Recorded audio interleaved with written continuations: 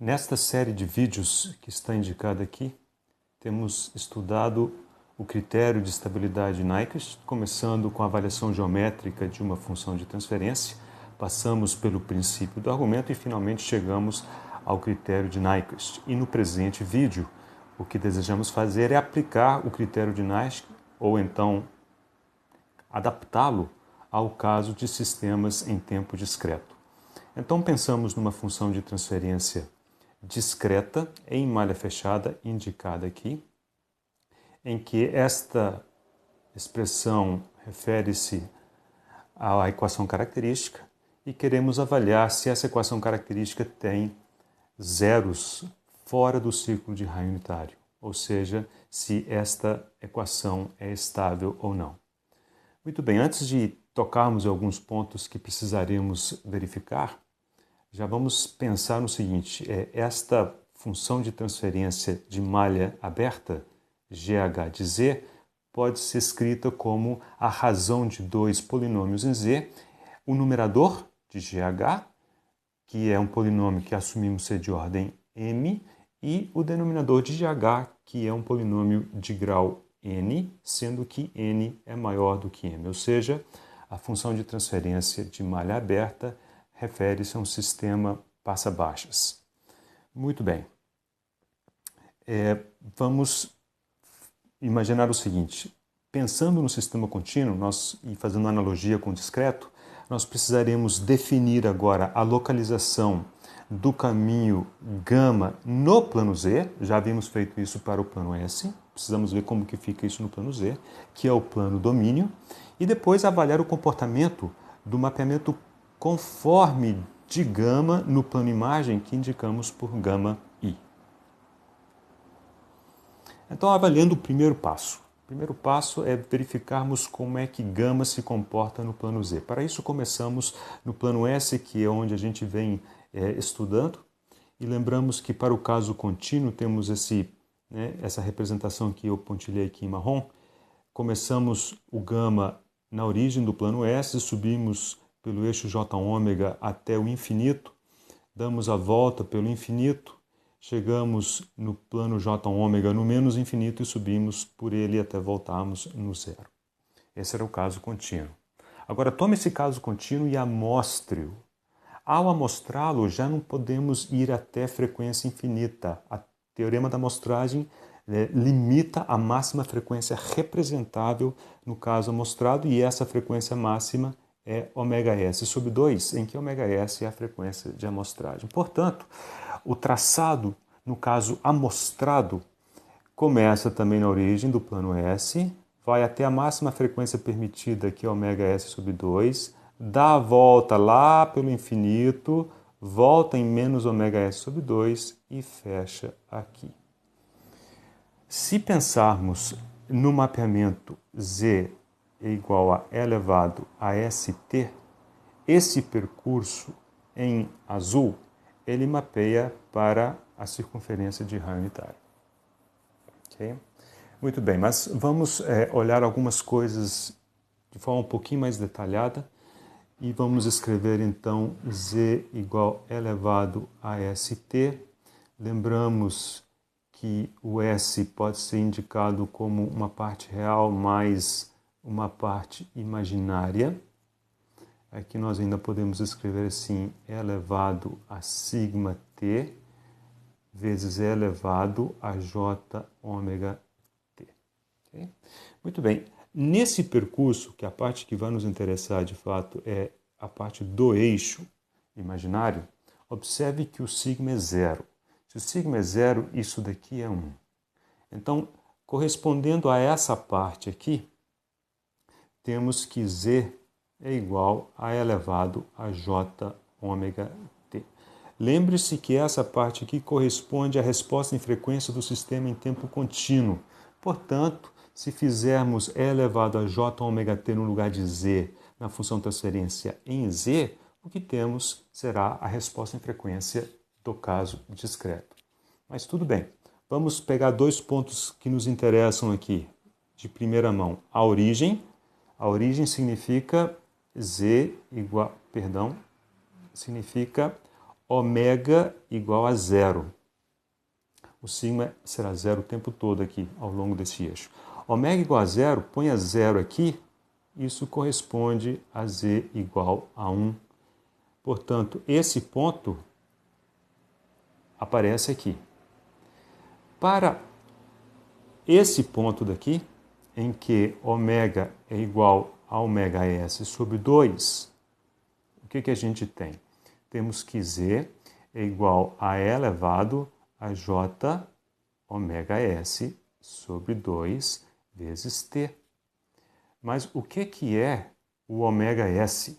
Frequência de amostragem é 2π sobre t, dividido por 2 vezes t. Corta os t's, corta os 2, isso aqui é elevado a jπ. Mas, pela relação de Euler, E elevado a jπ é cosseno de π mais j seno de π. Seno de π é 0, cosseno de π é 1. Aliás, perdão, menos 1. Portanto, esse ponto aqui, quando ômega igual a ômega s sobre 2, corresponde a z igual a menos 1. Ou seja, esse ponto aqui.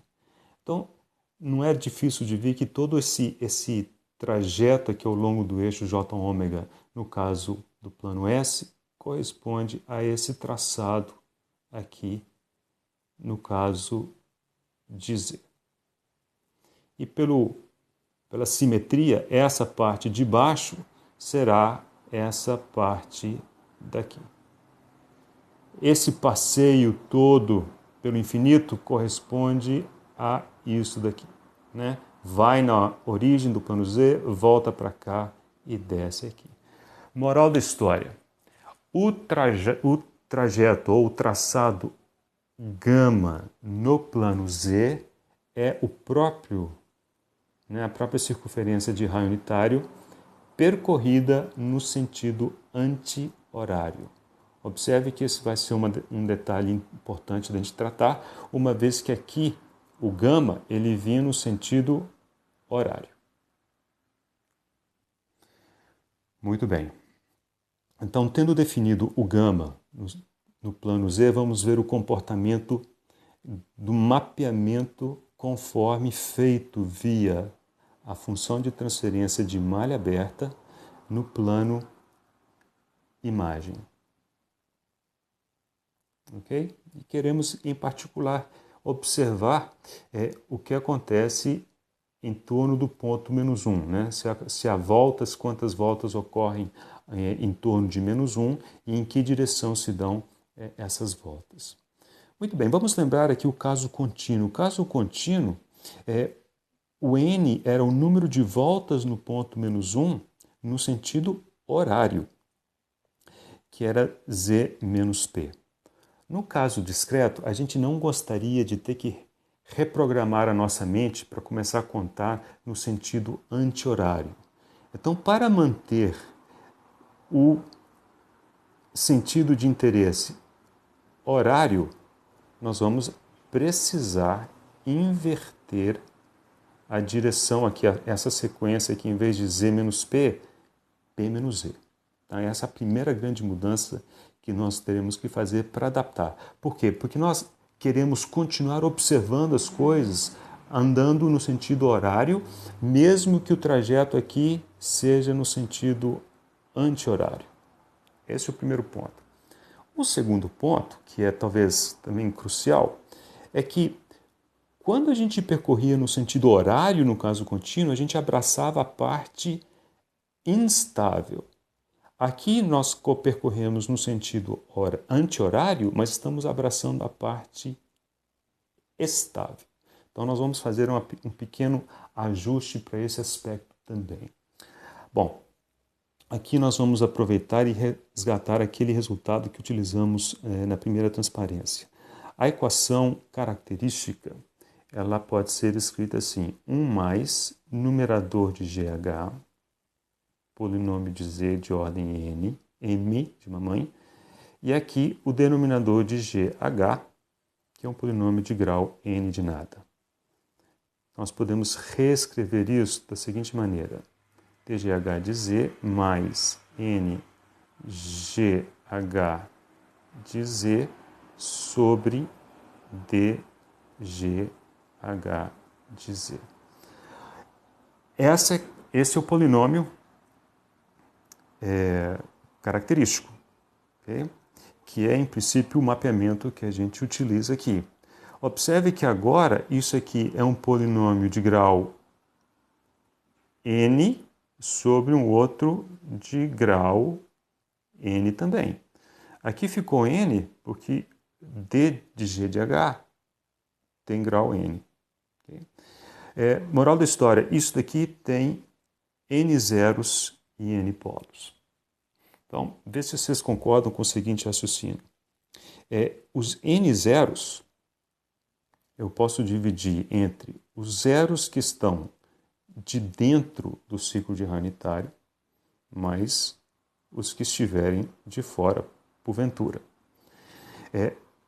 E eu posso escrever a mesma coisa para os polos. Então, o número de polos de dentro do ciclo de Rao unitário mais os polos que porventura estiverem fora do Rao unitário, do ciclo de Rao unitário, também somam n.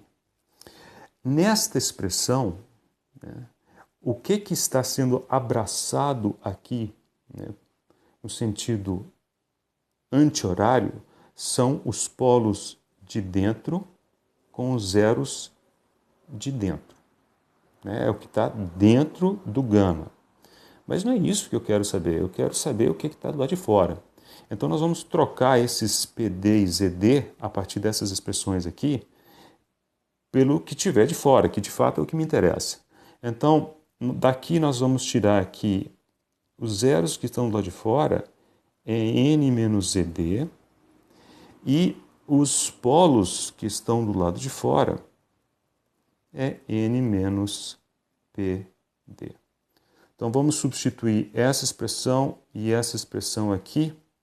Então, temos que n é igual a pd. Aqui eu fiz o contrário, né? Então, gente, olha só. Troca aqui. PDZF. Aqui eu ponho D.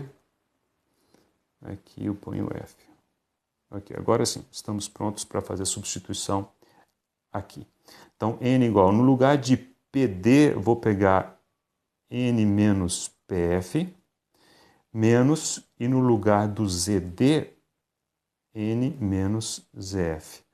Olha que curioso, os N se cancelam e aqui fica ZF menos PF. N igual a Z menos P fora da circunferência de Rao unitário. Ou seja, ficou igual ao caso contínuo. Compare aqui. É porque de fato fizemos duas mudanças e uma compensou a outra. Uma outra maneira de ver isso imagine você sendo uma pequena formiga e você percorre esse caso aqui, esse percurso aqui, ó, o gama. Observe que, igual ao que acontece no caso contínuo, a região de instabilidade está à sua direita, igual no caso contínuo. Então, apesar de você estar dando uma volta, né, no sentido anti-horário, a parte instável está sendo percorrida no sentido horário. Moral da história, não precisamos fazer qualquer tipo de ajuste a essa expressão. Continuaremos operando e fazendo igualzinho no caso contínuo, e isso nós vamos ilustrar no próximo exemplo. Aqui o exemplo é uma função de transferência de malha aberta dada aqui, com t igual a 1. Nós não vamos traçar o diagrama nesse exemplo, eu vou aproveitar, isto vem calculado de MATLAB. Então, se queremos conhecer a estabilidade do sistema malha fechada pelo critério de Nyquist, passo número 1 é traçar a resposta em frequência desse sistema e fazer o gráfico polar dele. Então, observe, né? No lugar de Z colocamos elevado a J ômega T, né? Isso é uma função complexa na frequência. Comece a atribuir valores à frequência, calcule parcial, parte imaginária e faça o traçado. O traçado vai dar isso daqui. Vem para cá, fecha, né? E vem para cá, dá a volta por aqui. E observamos que o ponto menos 1 ficou de fora desse traçado. Portanto, n é igual a 0, aqui não apareceu nada. P é o número de polos de malha aberta fora do círculo de raio unitário, e vemos aqui que não existe nenhum, então aqui também é 0. E agora fazemos esta conta, Z menos P. N é 0, P é 0, donde Z necessariamente é 0 e o sistema em malha fechada é estável. Por quê? Isso aqui significa que 1 mais GH de Z, esta expressão não tem zeros fora da circunferência, vou colocar assim, da circunferência de raio unitário. Agora, os zeros disso daqui são os polos em malha fechada e, portanto, o sistema em malha fechada é estável.